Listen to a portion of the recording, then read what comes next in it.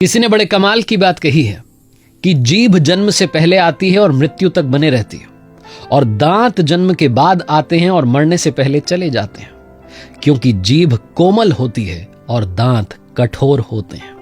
अपने अंदर की कोमलता को बनाए रखिए, विनम्र बने रहिए। नमस्ते, माय एफएम से मेरा नाम है आरजे कार्तिक। एक छोटी सी कहानी सुनाता हूं। एक बार भगवान गौतम बुद्ध अपने शिष्यों के साथ में घूमने के लिए निकले हुए थे। एक बड़े से पेड़ के नीचे उन्होंने कहा कि अब रुक जाते हैं, थोड़ा विश्राम करते हैं। सब लोग बैठ गए। भगवान गौतम बुद्ध ने अपने शिष्यों से पूछा कि क्या आपको शांति का अनुभव हो रहा है? शिष्य ने कहा, जी भगवान, बड़ा अच्छा लग रहा है, सुकून महसूस हो रहा है।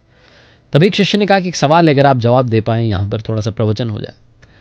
तो शिष्य ने पूछा कि भगवान, मैं भिक्षुक इसलिए बना क्योंकि मेरे जीवन में बहुत दुख था, तो उस दुख से परेशान आकर के मैं भिक्षुक बन गया, लेकिन मैं आज तक समझ नहीं पाया कि दुख क्या है। तो भगवान गौतम बुद्ध ने एक छोटी सी कहानी सुनाई। उन्होंने कहा कि एक बार एक शहर में एक सेठ रहा करता था, उसका व्यापार था और व्यापार के सिलसिले में दूसरे शहरों में आना जाना लगा रहता था। एक बार वो बिजनेस के सिलसिले में गया दूसरे शहर में। काम निपटाने के बाद में ऐसे ही घूम रहा था, मार्केट को एक्सप्लोर कर रहा था, तो उसे एक बड़ा ही महंगा सा सामान पसंद आ गया। कीमती सा गिफ्ट था, महंगा तोहफा होता है ना, सजावटी सामान पसंद आ गया।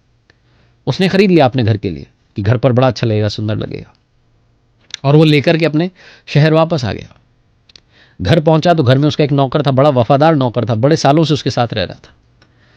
तो सेठ जी ने अपने नौकर से कहा कि देखो, ये बड़ा महंगा सामान है, कीमती तोहफा है, घर में सजावट के लिए लाया गया है, तुम इसका ख्याल रखना कहीं टूट ना हो जाए। नौकर ने कहा, ठीक है मालिक, तो आप चिंता मत कीजिए। सेठ जी अपने काम में बिजी हो गए, व्यस्त हो गए अपने व्यापार के काम में। इधर जो नौकर था वो घर की साफ सफाई करने लगा। साफ सफाई में उससे भूल से, गलती से, वो टेबल पर रखा हुआ था महंगा सा सामान, वो सजावटी जो आइटम था, वो गिर गया और टूट गया। जहां टूटा तो जोर की आवाज हुई। सेठ जी दौड़ करके आए, देखा तो सब तहस नहस हो गया। सेठ जी को बहुत गुस्सा आया कि इस नौकर को भला बुरा कहें, इसको भगा दें, घर से, नौकरी से हटा दें, लेकिन वफादार था, इतने सालों से काम कर रहा था, इस एक छोटी सी गलती के लिए डांटना सही नहीं होता।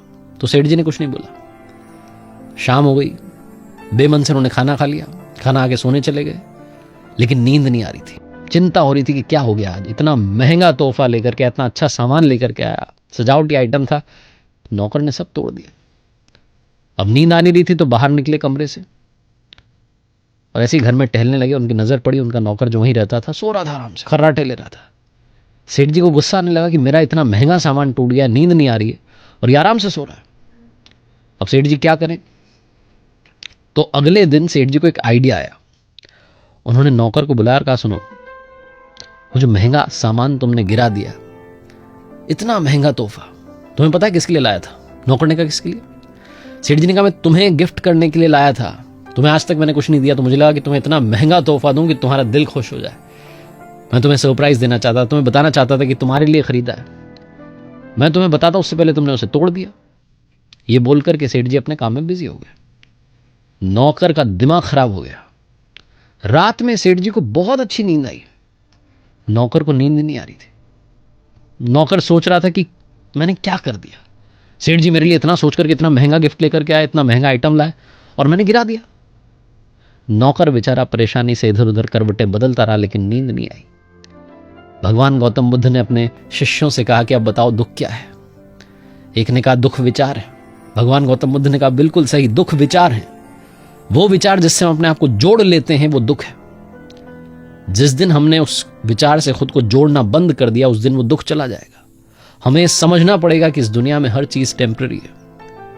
हर चीज कुछ समय के लिए, कुछ क्षण के लिए हमारे साथ जुड़ती है, उसके बाद चली जाती है। अगर वो बात हमारे समझ में नहीं आई तो हम जीवन भर दुखी होते रहेंगे, और जिस दिन समझ में आ गई कि सब कुछ टेम्पररी है, तो हम दुखी तो होंगे लेकिन थोड़े कम होंगे।